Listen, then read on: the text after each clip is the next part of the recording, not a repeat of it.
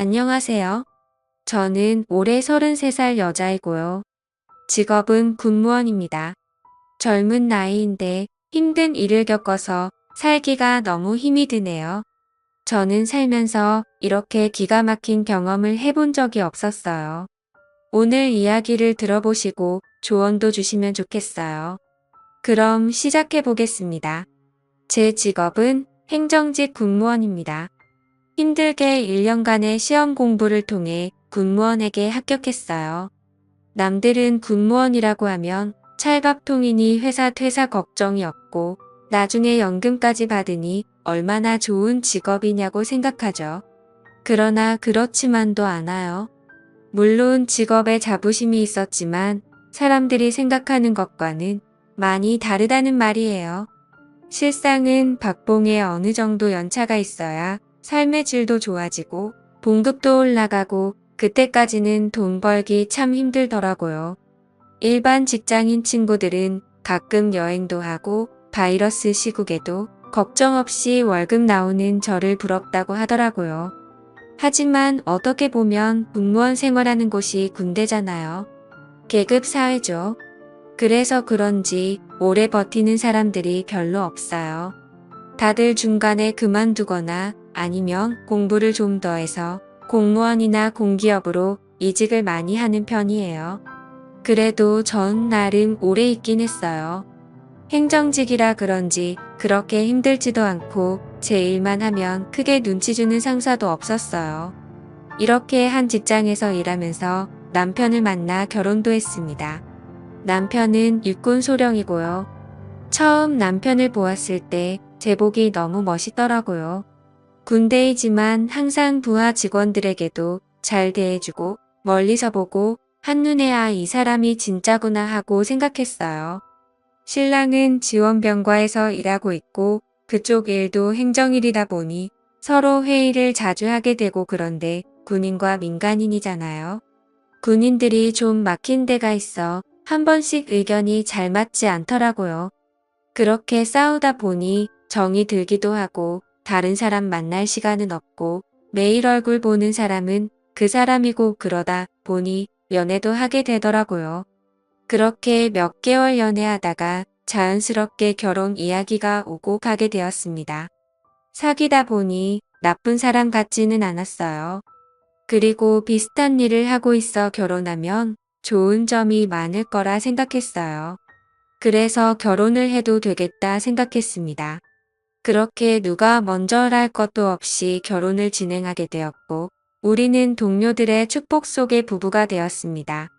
부대장님의 배려로 해외로 신혼여행도 길게 다녀올 수 있었어요. 그때만 생각하면 꿈만 같은 시간이었고 앞으로도 계속 이렇게 좋은 일들만 가득할 거라 생각했어요. 신혼생활은 너무나 행복했어요. 같은 부대에 근무하니 집에서도 보고 직장에서도 보고 가끔 지나가다 눈 마주치면 아무도 없는 창고에서 둘만의 야릇한 시간을 갖기도 하고 이래서 사람들이 때 되면 결혼하고 나의 반쪽을 찾는다고 생각했어요. 그런데 신혼생활 6개월쯤 지나면서 결혼 생활에 대한 환상이 깨져버렸습니다. 신랑이 지원병과에서 전투병과로 옮기면서 서로 얼굴 볼 일도 없더라고요. 제가 시간이 나면 남편은 훈련으로 인해 바쁘고 남편이 시간이 나면 제가 정신없이 바쁘더라고. 어쩌다 둘 다 시간이 생겨도 데이트보다는 밀린 잠을 자는데 먼저이고 결혼만 했다 뿐이지 전과 별로 달라진 게 없더라고요. 나중에는 이게 부부인지 군대 동기인지 분간하기 어려웠어요. 그냥 한 집에 사는 룸메이트 같았습니다. 그러다 보니 부부간의 애정도 별로 없었어요. 남들은 신혼 때 더 불타오른다고 하는데 그럴 시간도 없어. 결혼 생활에 대한 회의마저 들다군요. 그래서 군무원을 그만둘까? 하고 생각도 했었는데 하지만 이 일을 하려고 공부한 시간도 아깝고 이때까지 몇 년이니 걸린 진급과 경력이 너무 아깝더라고요. 물론 돈은 넉넉하지 않았어요. 적어도 아이를 가지기 전까지는 부지런히 벌어서 저축해 놔야겠다고 생각했어요. 그런데 안 되려고 하니까 모든 일들이 제 마음대로 되지 않았어요. 사회생활이라는 게 업무도 중요하지만 인간관계도 정말 중요하다는 생각이 들었어요. 그게 제 마음대로 되지 않았어요. 바로 새로 들어온 간호장교 때문이었습니다. 일반 직장인도 마찬가지겠지만 군무원 또한 시간이 지나고 진급하고 연차가 쌓이면 선후배의 관계가 엄격하거든요. 그리고 여기는 군부대잖아요. 하지만 민간인과 군인 신분은 계급을 떠나 서로 동반자라고 해야 할까? 서로 이해하고 다독여 주려고 노력하는 사이거든요. 친한 사이는 될 수 없겠지만 적어도 불편한 관계는 되지 말자고 생각했었습니다. 그런데 늦게 온 간호장교가 유난히 되게 까다롭게 굴고 불만도 많이 있어 보였어요. 나이도 비슷하고 계급도 대위라서 저도 막대하기에는 좀 힘든 사람이었어요. 그런데 어느 날부터 저와 관계가 나빠지기 시작하더라고요. 평소에 똑같이 했는데도 뭐 행정일을 이따게 보냐? 등 짜증을 엄청나게 내더라고요. 그래서 제가 한 번은 시간을 내어 물어봤어요. 저게 대위님 뭐 제가 실수한 거 있나요? 근데 무시하듯이 그냥 말없이 노려보더니 가버리더라고요. 아무튼 결혼 생활도 재미없고 사무실에서 신경이 쓰이는 일도 생기다 보니 스트레스가 정말 많았습니다. 그러던 어느 날이었어요. 훈련을 다녀온 남편의 짐가방을 정리하는데 처음 보는 화장품이 보이더라고요. 남편이 쓰는 남성용이 아니라 여성용 화장품이었어요. 이거 당신 거 아니잖아. 어디서 났어? 그랬더니 남편은 그거 화장품 다 떨어져서 새로 샀어 라고 겁니다. 그래 그런데 이거 가벼운데 새 것 아니야? 아 올라 쏟아져나 보지. 뭐 그렇게 꼬칫꼬칫 해물어 화를 내는 남편을 보니 저도 더 묻기가 싫어지더군요.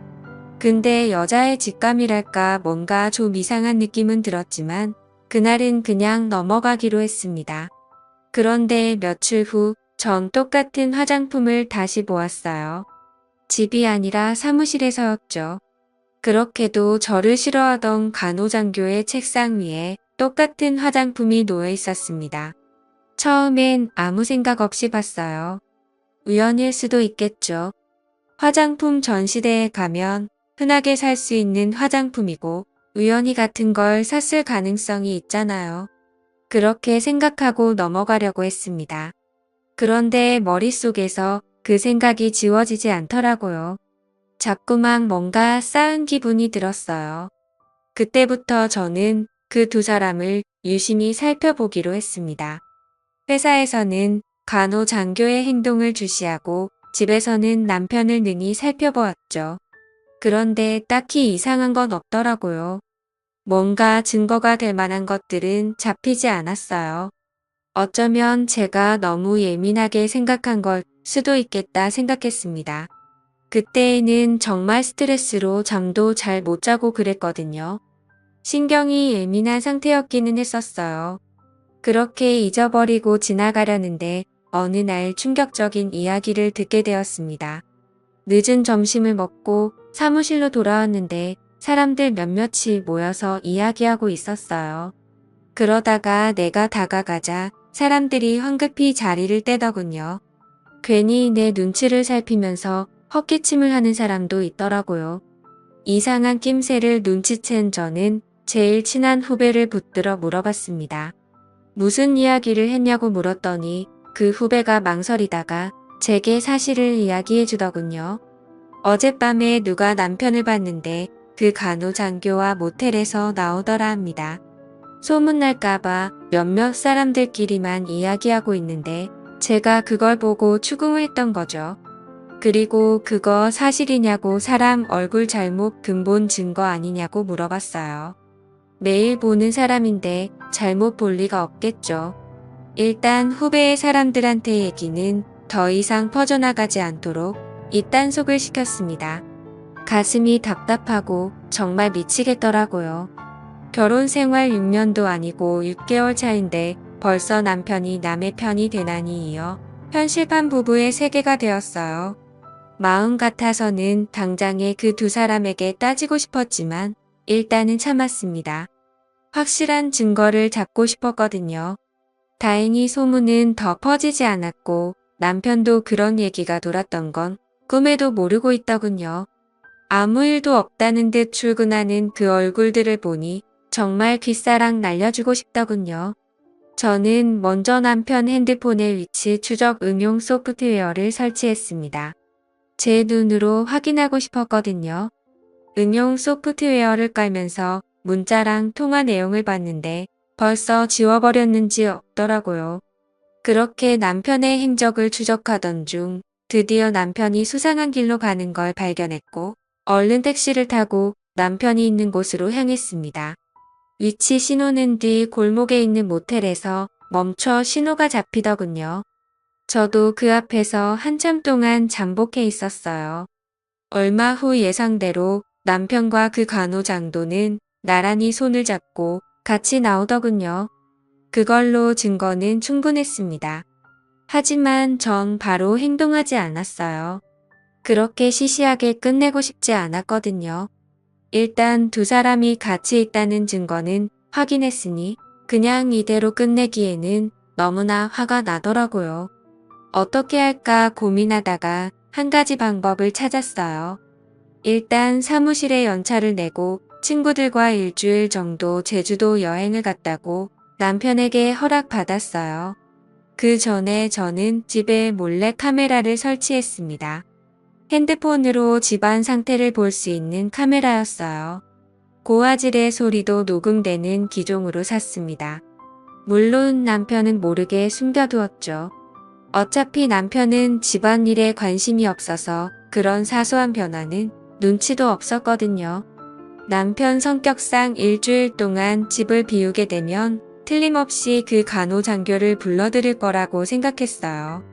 그리고 그 예상은 적중했습니다. 오래 걸리지도 않더군요. 제가 집을 비우자마자 간호장교가 들어오더군요.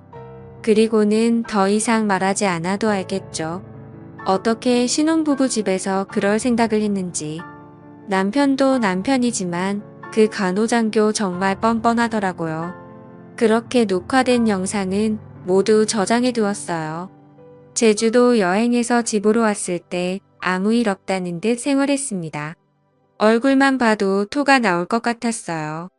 그리고 드디어 폭탄을 터뜨릴 날이 밝았습니다. 월요일 오전 행정직원과 관련된 사람들과의 미팅 시간. 간호장교는 오늘도 멋있는 표정으로 들어오더라고요. 그래, 그 표정 얼마나 오래 가나 보자 하고 생각하니 웃음이 나왔어요. 드디어 회의 시작.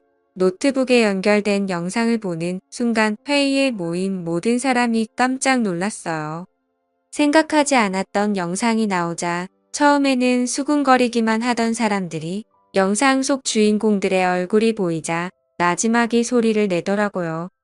회의실은 완전히 아수라장이 되었습니다. 영상을 끌 생각도 못하고 다들 당황해서 하고 있었지요. 그러다가 뒤에서 이게 무슨 짓이야 라는 소리가 들려왔어요. 충격과 공포가 가득한 목소리였어요. 그리고는 손을 바들바들 떨면서 저를 노려보더라고요. 저도 지지 않고 같이 노려봤습니다. 이거 사생활 침해 아니야? 당신 고소할 거야 라고 하더군요. 그래서 저도 그래 어디 고소 한번 해봐. 내가 당하고만 있을 것 같아. 라고 해주었어요. 상황이 이렇게 되자 분노를 주체하지 못한 간호장교는 그 자리를 박차고 나가버렸어요. 공개적으로 망신당했으니 군생활 똑바로 할 수는 없었겠죠. 그 후로 들리는 소문으로는 전 남편과 간호장교는 그 사건이 벌어진 이후로 서둘러서 제대를 하게 되었다고 하더군요. 저 또한 이혼과 몇 년간의 군무원 생활을 정리했답니다. 그리고 지금은 다시 공부해서 5급 행정직 공무원에 취업했습니다. 지금까지 제 이야기 들어주셔서 고맙습니다. 이렇게라도 이야기하니 속이 시원하네요. 오늘도 건강한 하루 보내시고요. 그리고 항상 남자 조심, 여자 조심, 사람 조심하세요. 감사합니다.